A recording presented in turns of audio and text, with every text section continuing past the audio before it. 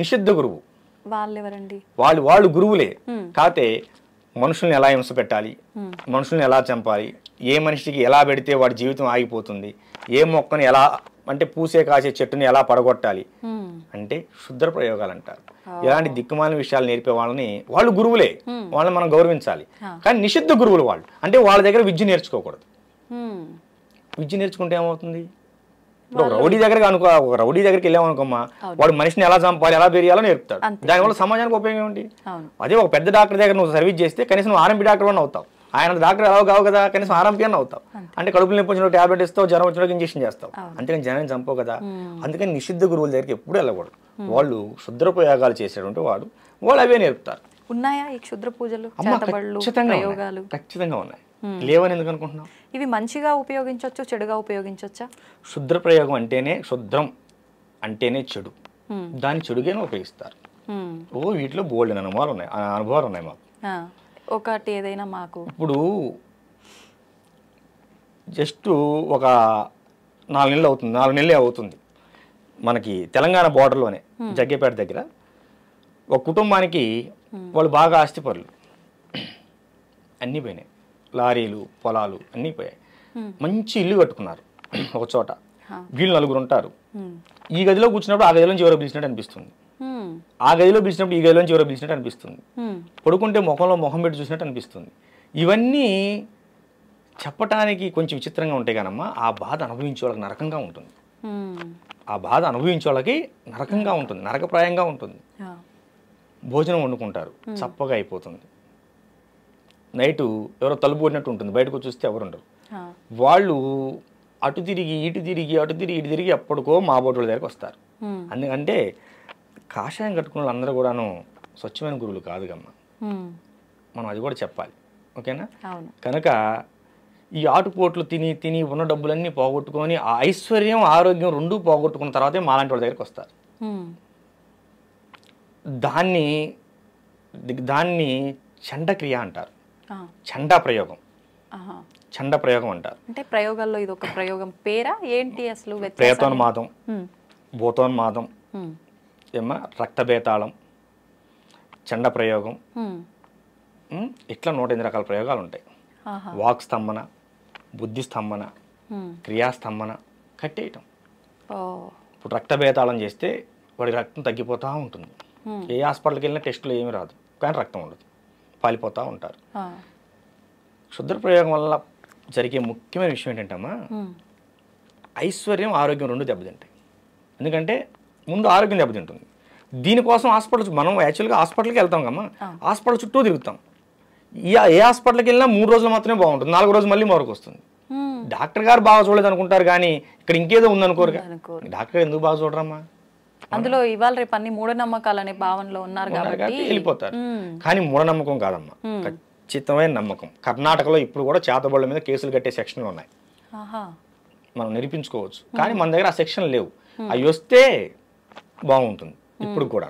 ఎందుకంటే ఇప్పుడు కూడా మనం చాలా చోట చూస్తుంటాం, మీరు చూడండి, మనుషులు బొమ్మలేసి ముగ్గులేసి వేస్తూ ఉంటారు, నిమ్మకాయలు పెడుతుంటారు. అలానే ఉంటున్నాయా విధానాలన్నీ ఈ చేతబడులకు సంబంధించినవి? కొన్ని అలా ఉంటాయి. శ్మశానంలో ఇంత బూడితో చేయొచ్చు. ఓకేనా? ఇప్పుడు శ్మశాన కాళి త్రైలింగ స్వామి వారు చేశారు.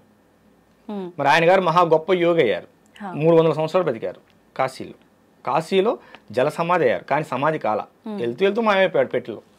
అందరు చూస్తుండగానే అవి శాసనాలు ఉన్నాయి, బ్రిటిషర్లు రికార్డ్ చేశారు. వాళ్ళు మళ్ళీ రావాలనుకుంటే వస్తారు. మేము కాశీ వెళ్ళినప్పుడు వారి క్షేత్రానికి ఆశ్రమానికి వెళ్ళలేకపోయాం. అప్పుడు బాగా వర్షాలు, ఎటు వెళ్ళలేని పరిస్థితి, అది దర్శనం చేసుకోలేకపోయాం. కాశీలో కూడా మేము చాలా చోట్ల మేము ధ్యానం చేసుకోవడం జరిగింది. ఈ క్షుద్ర ప్రయోగాలు అనేవి ఉన్నాయి నాన్న.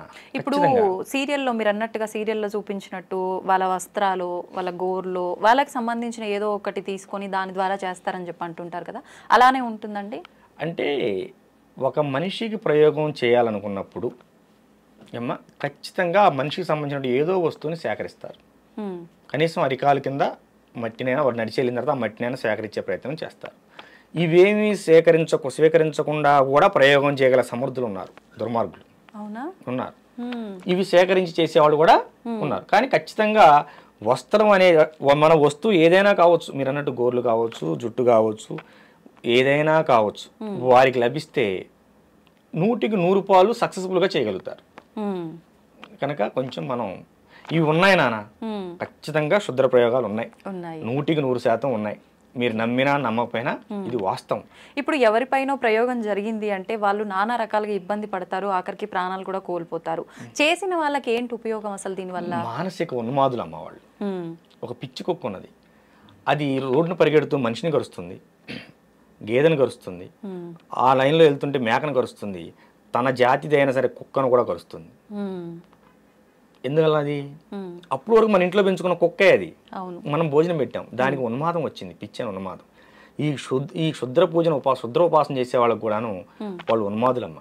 ఒక ఉన్మాదం వస్తుంది, ఎదుటవాడిని బాధ పెట్టి ఆహా మనం ఇది చేసాం, వాడు ఇబ్బంది పడుతున్నాడు కానీ పైశాచిక ఆనందం పొందుతారు, కానీ వాళ్ళ వంశం నాశనం అవుతుందమ్మ. క్షుద్ర ప్రయోగాలు చేసిన వాళ్ళ వంశం నాశనం అవుతుంది. మొన్న విజయేంద్ర శేఖర్ భారతీ స్వామి వారు సెలవిచ్చారు దీనిపైన, ఖచ్చితంగా చాలా ప్రమాదం. కాకపోతే ఏమిటంటే వాళ్ళు చేసే ప్రయోగాలకి కొత్తగా దాన్ని ఎలా మనం రెమెడీ చేయాలనేది మేము మళ్ళీ తయారు కావాల్సి వస్తుంది. అంత ఇబ్బందికరమైన కొన్ని ప్రయోగాలు వస్తున్నాయి. ఇప్పుడు ఇలాంటి ప్రయోగాలు చేసిన వారు దాని నుంచి బయటపడి పూర్తి నార్మల్ గా ఉండే ఆ జీవితాన్ని మళ్ళీ గడపొచ్చు అంటారా? కొన్ని వందల మందికి చేసాము ఈ 15 సంవత్సరాలు. మీరు ఎప్పుడైనా మన కుటీరానికి వస్తే చాలా మందిని చూసుకోవచ్చు. కొన్ని వందల, మొన్న చెప్పాను కదా జగ్గేపేట దగ్గరని, వాళ్ళు నిన్న కూడా మన ఆశ్రమానికి వచ్చి వెళ్ళారు. ఏమో ప్రశాంతంగా ఉన్నారు, ఖచ్చితంగా ఉంటుంది. మనకి ఈ చండా ప్రయోగం అంటే అమ్మ పంది రక్తంతో చేస్తారు, తీసుకొచ్చి పంది రక్తం చల్లుతారు, అర్థమైందా? ఇవి ప్రయోగం ఏంటో కూడా తెలుసుకోవాలి. డాక్టర్ అనేవాడు వైద్యం చేయాలంటే రోగం పలానని తెలుసుకుంటేనే వైద్యం చేయగలుగుతాడు. ఈ ప్రయోగం ఏంటో కూడా తెలుసుకోకుండా గుడ్డిగా వీటి మీద వ్యతిరేకంగా చేసి బాగు చేద్దామనే ప్రయత్నంలో చిన్న చిత్తగా వాళ్ళు చాలా మంది ప్రాణాలు కోల్పోయే వాళ్ళు కూడా ఉంటారు. మేము గొప్ప అని చూపించుకోవాలని ఆలోచనతో చేస్తూ ఉంటారు నాన్న, దానివల్ల ప్రాణాలు కూడా కోల్పోతూ ఉంటారు. ఇంకా అవతల ప్రయోగం చేసిన వాడు గట్టివాడైతే వీళ్ళు ప్రాణాలు కూడా కోల్పోతారు. కనుక కాకపోతే ఒకటి నాన్న, ప్రయోగాలు ఎలా ఉన్నాయో జనంలో భయం కూడా అలాగే ఉంది. మనకు వచ్చే వాళ్ళలో ఒక 10 మంది వచ్చారనుకమ్మా, 2కో 3కో నిజమైన ప్రయోగం ఉంటుంది, మిగతా వాళ్ళు భయంతో వస్తారు. ఇప్పుడు ఒక పెద్ద ఆవిడ ఉన్నది, ఆవిడకి తరచూ నడుము నొప్పులు వస్తున్నాయి, 4 సార్లు హాస్పిటల్కి వెళ్ళిన దగ్గర ఏ కాల్షియం లోపమో ఏదో ఉంటుంది, లేకపోతే సయాటికాలు వస్తూనే ఉంటాయి.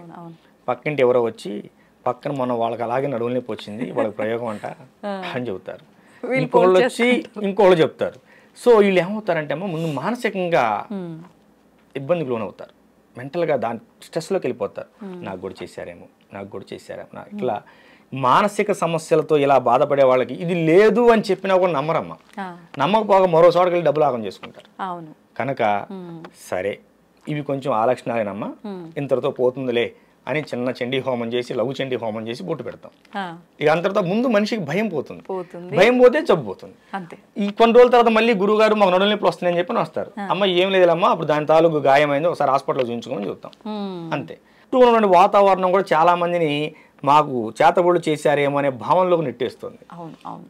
ఇది చాలా మందికి ఏటీఎం అయిపోయింది, వాళ్ళ భయాలు వీళ్ళకి ఏటీఎంలు అయిపోయినాయి. అంతేగానమ్మా నిజం ఉంది కానీ అంతా నిజం కాదు. కనుక అన్ని తెలుసుకొని ముందుకెళ్ళాలి. అది ఇప్పుడు ఈ చేతబడులు ప్రయోగాలు విషయంలో ఒక క్లారిటీ వచ్చింది మాకు. మరి ఆత్మలు దయ్యాలు కూడా ఉన్నాయని చెప్పి పట్టి పీడిస్తున్నాయని చెప్పి ఈ సినిమాల్లో సీరియల్లో చూసిన తర్వాత ఏమైపోయిందంటే జనాలకి ఎవరిపైన కోపం ఈ శత్రుత్వం ఉంటే వాళ్ళు చనిపోయి పట్టి పీడిస్తున్నారని చెప్పి ఇలా రకరకాలుగా మాట్లాడుకుంటూ ఉంటారు. నిజంగా ఇవి ఆత్మలు దయ్యాలు ఉన్నాయంటారా? ఆత్మలు దయ్యాలు భూతాలు ఉన్నాయి. దెయ్యాలు ఇంట్లో దూపమే కానీ పారిపోతాయి, అవి మనిషిని ఏం చేయవు. భూతాలు ఏదన్నా అమ్మవారి గుడిలోకో హనుమాన్ టెంపుల్లోకో ఆంజనేయ స్వామి గుడికి వెళ్ళి ఆ బొట్టు సింధూరం కానీ బొట్టు కానీ తీసుకొచ్చి బొట్టు పెట్టి ఓ నిమ్మకాయ దేవుడు చేస్తే ఇంట్లో అమ్మో పెద్దవాళ్ళు ఎవరో ఉంటారు వాళ్ళు దేవుడు చేస్తే పోతాయి. ప్రేతాలు మనిషిని ఇబ్బంది పెడతాయి. ఇప్పుడు ఈ ఆత్మలు దయ్యాలు ప్రేతాలు డిఫరెన్స్ ఏంటండి? ప్రేతాలు అనేవి అన్ఎక్స్పెక్టెడ్గా మరణం పోలేనటువంటి ఆత్మలు, ఇంకా బతకాల్సిన సమయం ఉండి ఓకేనా ఏదైనా బలమైన కారణం వల్ల చనిపోతారు. వీళ్ళకి బ్రతకాలని మనసులో లాగుతుంటుంది కానీ ఆ కారణం వీళ్ళని చంపేస్తుంది. సో ఆ బలమైన కారణం వల్ల వీళ్ళు బలవంతంగా మరణం పొందేటప్పుడు వీళ్ళు భయపడతారు. అయ్యో దానివల్ల నేను చచ్చిపోవాల్సి వస్తుంది, నాకు ఇంకా నాకు బ్రతకాలని అనే భావన ఉంటుంది కానీ చనిపోతారు. ఈ భావనలో ఏం చేస్తారంటే ఈ ఆత్మ అనేది బయటికి పోకుండా మరొక జీవి మీద చేరి ఇది బ్రతకాలనుకుంటుంది. ఇది బ్రతకాలనే క్రమంలో ఏం చేస్తారంటే దాంట్లో ఉన్న ఆత్మ లాగేసి నేను జొరబడాలనే భావనకు వెళ్తుంది. ఆహా. ఆత్మ అనేది పోతే ఆ శరీరం కూడా పడిపోతుంది కదా. అంతే కదా. కానీ ఆ విషయం ఈ ఆత్మకు తెలియదు కదా, ఈ ప్రేతాత్మకి.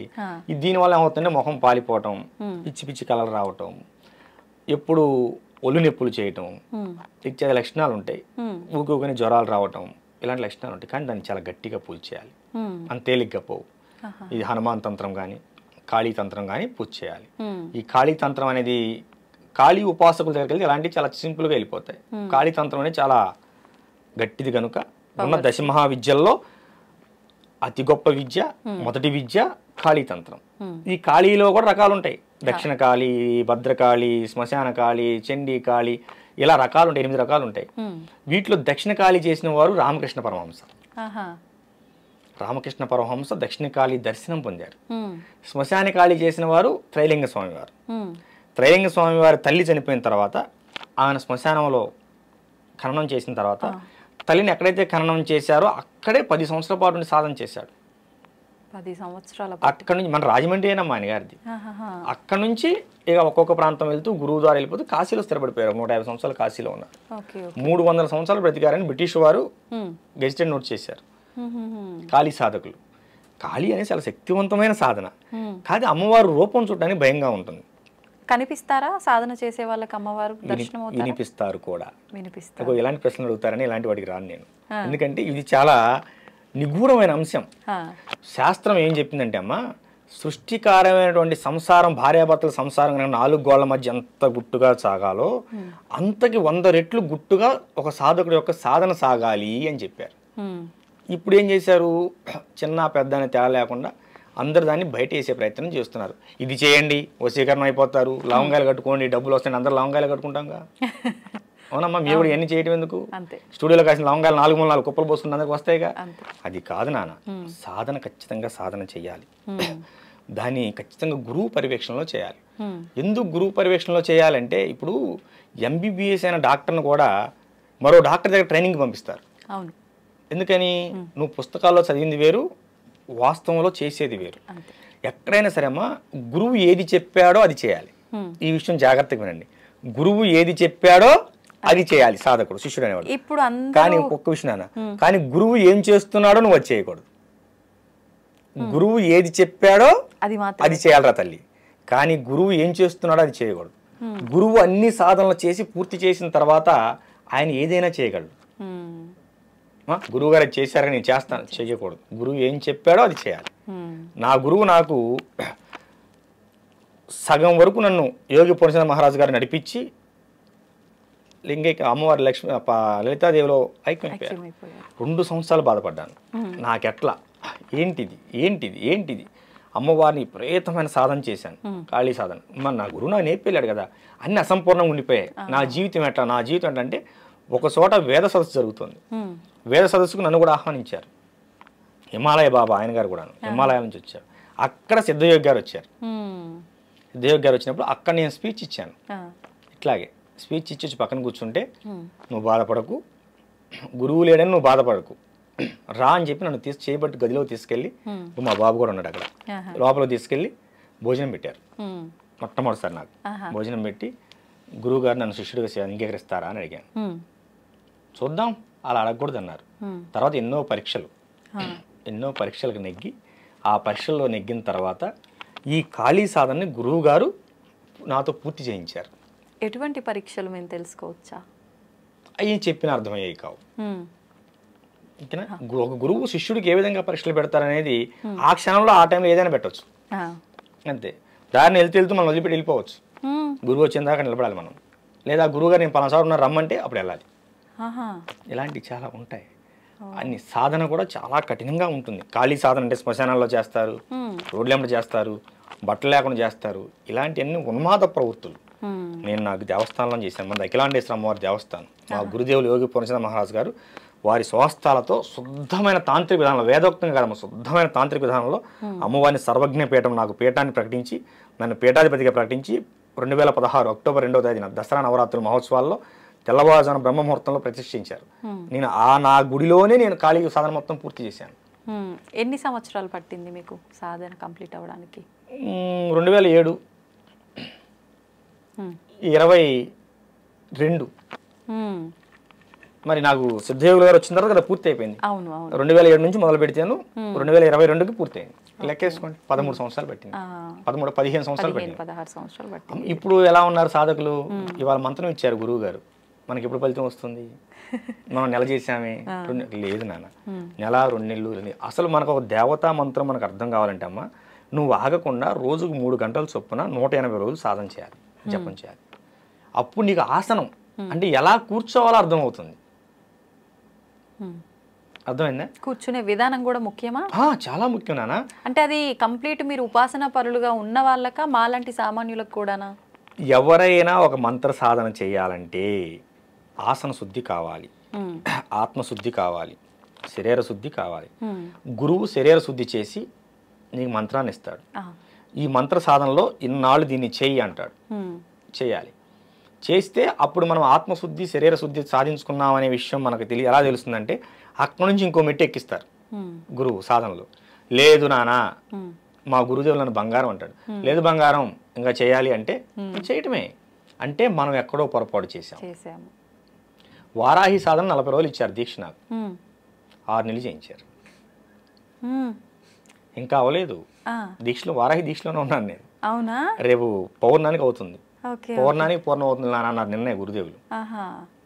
40 రోజులు దీక్ష, మండల దీక్ష కాలమని వారాహి దీక్ష ఇచ్చి 6 నెలలు చేయించారు. ఎందుకని? మీరు లోపం చేస్తున్నారా లేదంటే ఏంటి? ఎందుకని అనే ప్రశ్న గురువును అడగకూడదు. అడిగిన రోజు నువ్వు శిష్యుడిగా పనికిరావు. ఒకవేళ మీకేమైనా అర్థమైందా ఎందుకు ఇలా జరుగుతోంది అని గురువు గారిని ప్రశ్నించకపోయినా? అంటే వారాహి దీక్ష అనేది శక్తి దీక్ష. అంటే మనకు బాడీ గార్డ్. నాకు భవిష్యత్తులో ఆమె అవసరం ఎక్కువగా ఉన్నదేమో.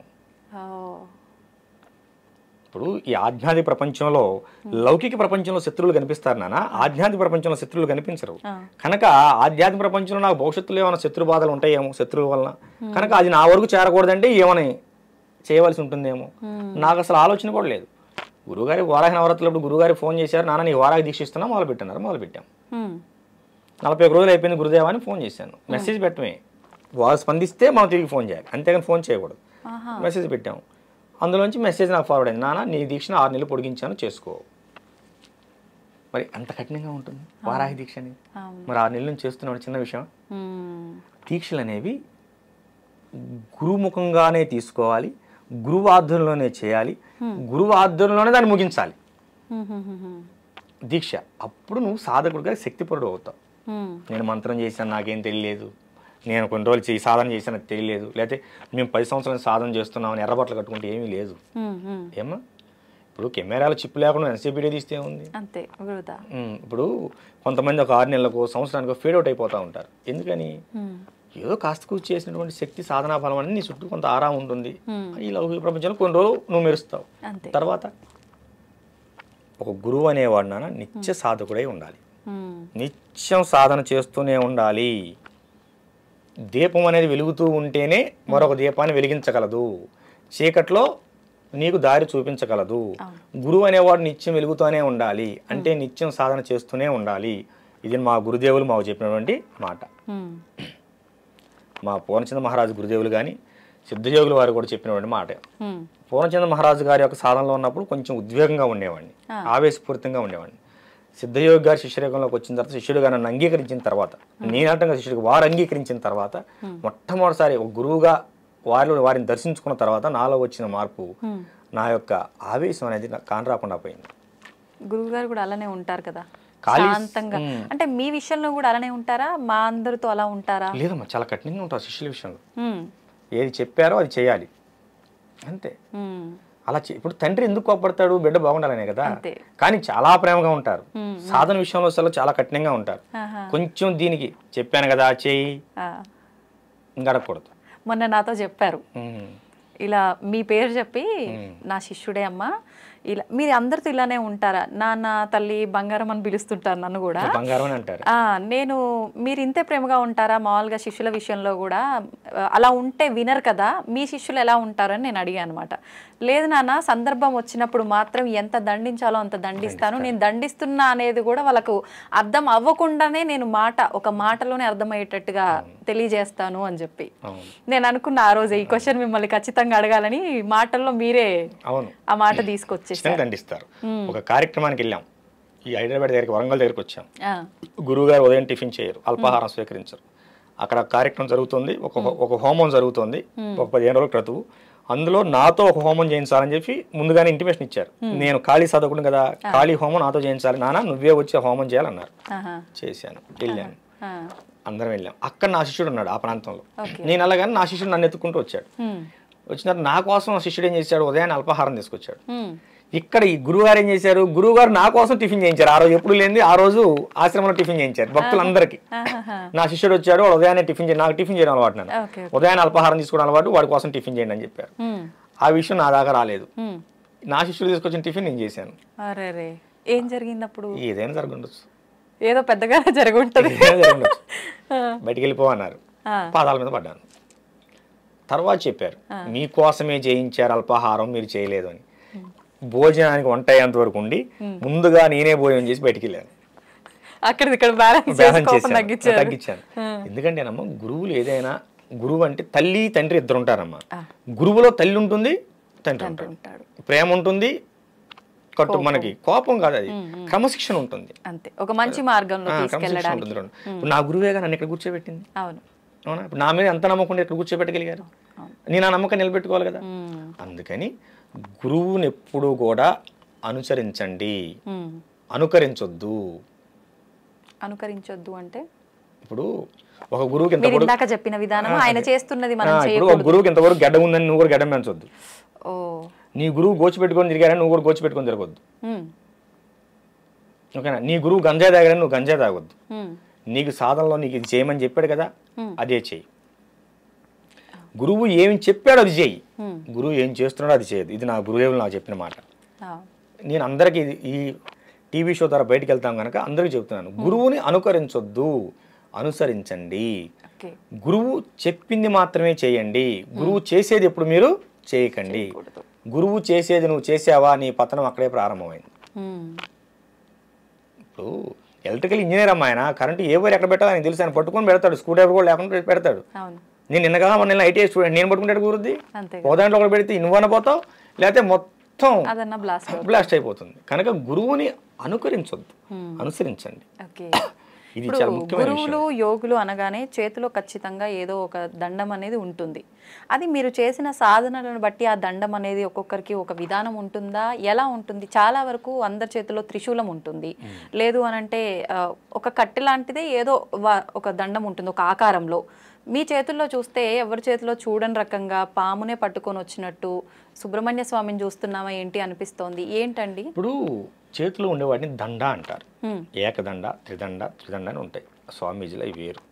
ఏమా, శక్తి ఉపాసకులకి చేతిలో త్రిశూలం ఉంటుంది, అది వాళ్ళు అమ్మవారి పూజలో పెట్టుకుని బయటకు వచ్చినప్పుడు వాళ్ళు నెగిటివ్ ఆర్ ఏదైనా ఉన్నప్పుడు వాళ్ళ దగ్గర ఉంటారని చూస్తుంది. ఇది వచ్చేసి నాగాస్త్రం నాన్న. ఇది మా గురువులు దాదాపుగా రాజశ్యామల లాంటి మహాయాగాల్లో కూడా పెట్టి దీన్ని అనుష్ఠాన పరిచి మాకు బహుకరించారు. ఇది నాగాస్త్రం, దీనితో నాగబంధం కూడా వేయగలం, నాగబంధం కూడా వేయగలం. ఇది ఉన్న చోటకి నెగిటివ్ ఆరా రాదు. కనుక దీన్ని మొన్న ఇందాక చెప్పాను కదా, ఇళ్లలోకి వాళ్ళ ఇంట్లోకి మనుషులు కూడా వచ్చి తిరుగుతున్నట్లుగా ఉంది భావన అని చెప్పింది. ఆ ఇంట్లోకి తీసుకెళ్ళాను, మళ్ళీ ఇవాళ ఇక్కడ తీసుకొచ్చాను. బయట ప్రపంచంలోకి ఎక్కడా లేదు, తీసుకెళ్ళాం. తప్పనిసరి అయితే తప్ప ఈ నాగబంధం అనేది బయట ప్రపంచంలోకి రాదు, అసలు కనపడదు. తీసుకెళ్ళాం, అంత అవసరం ఉండదు. మన అవసరం అనుకున్న చోటకి ఇది తప్పదు అనుకుంటేనే ఇక్కడికి పోవాలి. ఎటువంటి బంధనాలున్నా ఈ యొక్క నాగాస్త్రం బయటకు వస్తే అక్కడ తెగిపోతాయి. అక్కడ చండా ప్రయోగం జరిగింది కనుక అక్కడికి తీసుకెళ్లాల్సి వచ్చింది. వెళ్ళినా కూడా పూర్తిగా కాషాయ వస్త్రంతో బంధించబడి ఉంటుంది, బయటికి కనిపించదు. మామూలు ఇక్కడ మాత్రం బయటికి తీశాను. ఒకవేళ అలా కనిపించడం వల్ల ఏంటి, ఏదైనా ఏమీ లేదు నాన్న. అయితే వాళ్ళకి అదేంటో తెలుసుకోవాలని కుతూహలత పెరుగుతుంది. కనుక మనం వెళ్ళిన విషయం పక్కకి వెళ్ళి ఈ విషయం గురించి ఎక్కువ చర్చించాల్సి వస్తుంది. కనుక బయట ప్రపంచం చూడటానికి ఉండదు. ఇది గురుదేవులు ఇచ్చినటువంటి ఆజ్ఞ. ఎక్కడైనా సరే బయట ప్రపంచంలోకి వెళ్ళినప్పుడు ఖచ్చితంగా వస్త్రంతో పూర్తిగా నిండి ఉండాలి. సామాన్యుల ముందు ఎక్కడా కూడా బయట ప్రపంచంలో ఉండకూడదు. అత్యవసరం అయితేనే దాన్ని వినియోగించు అని గురుదేవులు ఆజ్ఞ ఇచ్చారు. రాజశ్యామల యాగం పూర్తి చేసిన తర్వాత దీన్ని నా చేతిలో పెట్టారు మన సిద్ధయోగి గారు, మా గురుదేవులు, వారి కృప. అది వారి చేతిలో త్రిశూలం ఉంటుంది కదా, మా గురువు గారి దగ్గర త్రిశూలం ఉంటుంది, మా దగ్గర నాగులు ఉంటారు. అవును, గురుగారు త్రిశూలం ఎవరిని తాకనివ్వరు, అలా ఇది కూడా ఎవరు తాకడానికి లేదా? లేదమ్మా, అసలు ఆ ఛాయలోకి కూడా రానివ్వరు గురుగారు వచ్చినప్పుడు. గురువు అసలు లేదుగా, ఛాన్స్ లేదు. మేము పట్టుకోవచ్చు. మా శిష్యులు, మా గురువు గారి దగ్గర ఆ త్రిశూలాన్ని నేను ఒక్కనే పట్టుకోగలను, అందరికి కూడా ఎవరు. మళ్ళీ అంటే అంత శక్తివంతమైనది కాబట్టి సామాన్యులు తాకడానికి వీలు లేదనా, లేదంటే తాకే అర్హత వాళ్ళకి లేదనా? తాకే అర్హత లేదమ్మా, అర్హత అందరికి ఉంటుంది, అది కాదు. దానికి ఒక శక్తి ఉంటుంది. గురువులు నిత్యం అనుష్ఠానపరిచి దాన్ని అభిషేకిస్తూ ఉంటారు గురుదేవులు, కనుక దానికి కొంత శక్తి ఉంటుంది. దాన్ని నువ్వు తట్టుకోగలిగావు అనుకో పర్లేదు, తట్టుకోలేకపోతే కనుక దాన్ని ఎవరిని ముట్టుకొని, అది అర్హత ప్రతి ఒక్కరికి ఉంది. ఇగో హిందూ ధర్మంలో వచ్చినటువంటి ఇబ్బంది ఇదే, వాడు అంటరాని వాడు, ఈ లోపల రాకూడదు, ఇలాంటివి చేయటం వల్లనే మనకు మత మార్పులు అవుతున్నాయి. మన మత మార్పిడికి మనమే కారణం, ఇంకెవరో కాదు. కనుక అర్హత లేదనే పదం ఇక్కడ వాడొద్దు. గురువు అలా ఎప్పుడు కూడా చూడడు గురుదేవులు. కాకపోతే యోగ్యతను పరిగణలో తీసుకుంటారు. నువ్వు అంతకుముందు ఎలా ఉన్నావు, ఇంటి దగ్గర మాంసాహారం పూజించి వచ్చావు, దారిలో నీకేమైనా తగిలారేమో, నువ్వు స్నానం చేసావో లేదో, మరి శుచి శుభ్రం అనేది మన సనాతన ధర్మంలో చాలా ముఖ్యమైన విషయం. కనుక అందులో గురువులు ఏం చేస్తారంటే ఒక ఆయుధాన్ని, దాన్ని అస్త్రమే అనుకో, ఆయుధమే అనుకో, ఆభరణం అనుకో, దాన్ని గురు పరంపరలో శిష్యుడికి ఇవ్వడానికి ఇష్టపడతారు. కనుక దాన్ని ఎవరిని ముట్టనివ్వరు. దాన్ని ఎవరన్నా శిష్యుడు ముట్టాడు అంటే వాడికి అనుగ్రహిస్తారు భవిష్యత్తులో అని అర్థం. మరి నేనైతే ముట్టాను, మరి నాకు అనుగ్రహం ఉందో చూడాలి. ఓకే, అయితే ఇప్పుడు మన సనాతన ధర్మం, మన హిందూ ధర్మం అనగానే మనకు గుర్తొచ్చేది భగవంతుడు, పూజలు, ఇవన్నీ కూడా. ముఖ్యంగా మీరు ఇందాక చెప్పినట్టు హనుమాన్ చాలీసా చదువుకోమన్నప్పుడు బ్రహ్మ ముహూర్తంలో చదివితే ఎక్కువ ఫలితం అన్నారు. ముఖ్యంగా ఈ బ్రహ్మ ముహూర్తానికి చాలా విశేషం ఉంది అని చెప్పి, ఆ సమయంలో కనుక మనం ఏం చేసినా చేయకపోయినా భగవంతుడికి సంబంధించి కనీసం నిద్ర లేచి మనం నిత్యం చేసుకునే విధానాలైనా ఆచరించాలని చెప్పి అంటూ ఉంటారు. ఎందుకని ఆ ముహూర్తంలో అంత గొప్ప ఏముంది అసలు? బ్రహ్మ ముహూర్తం, ప్రాతకాలం, ప్రదోషకాలం, సంధ్యాకాలం. బ్రహ్మ ముహూర్తం 4 గంటల నుంచి 6 గంటలకి, ప్రాతకాలం అంటే ఉదయ గడియలు, సూర్యుడు ఉదయించిన దగ్గర నుంచి, సంధ్యాకాలం అంటే సాయంత్రం 4 తరాల నుంచి 6 గంటల వరకు వచ్చే కాదు. ప్రదోషకాలం, అదే దాన్ని ప్రదోషకాలం అంటారు. సూర్యుడు ఉదయించక ముందు, ఉదయించిన తర్వాత, సూర్యుడు అస్తమించక ముందు అంటే అస్తమించే ముందు, అస్తమించిన తర్వాత, ఇవి శక్తివంతమైన సమయాలు. ఇది మన ఋషులు చెప్పారు, ఇవి చాలా శక్తివంతమైన సమయాలు. ప్రదోషకాలంలో సాయంత్రం పూట గోవులు నడుస్తూ ఉంటే ఆ గోధూలి మీద కనుక పడితే మనం స్నానం చేసిన పని లేదు, దాన్ని గోధూలి స్నానం అంటారు, గిట్ల నుంచి స్నానాన్ని. అది ఆ సమయంలో మనకి ప్రకృతి నుంచి శక్తి అనేది గట్టిగా ఉత్పన్నం అవుతూ ఉంటుంది. ఏమ్మా, దీన్ని మనం సద్వినియోగపరుచుకోవాలి, మన ఆహారాన్ని ఉత్తేజపరుచుకోవాలి. ఆ సమయంలో ప్రకృతి చాలా ప్రశాంతంగా ఉంటుంది. నువ్వు చెప్పే ప్రతిదీ కూడా ప్రకృతి వింటుంది.